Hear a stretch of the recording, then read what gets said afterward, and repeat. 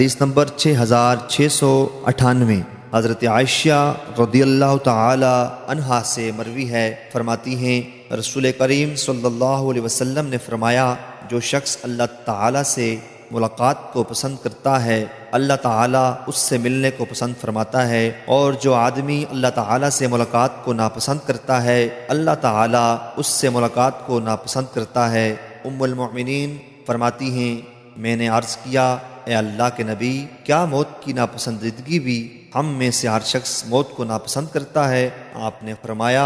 اس طرح نہیں ہے، بلکہ مومن کو جب اللہ تعالیٰ کی رحمت، اس کی رضا اور اس کی جنت کی خوشخبری دی جاتی ہے تو وہ اللہ تعالیٰ سے ملاقات کو پسند کرتا ہے، پس اللہ تعالیٰ بھی اس سے ملاقات کو پسند کرتا ہے۔ اور کافر کو جب اللہ تعالیٰ عذاب اور اس کی ناراضگی کی خبر دی جاتی ہے تو وہ اللہ تعالیٰ سے ملاقات کو ناپسند کرتا ہے، اور اللہ تعالیٰ بھی اس سے ملاقات کو ناپسند کرتا ہے۔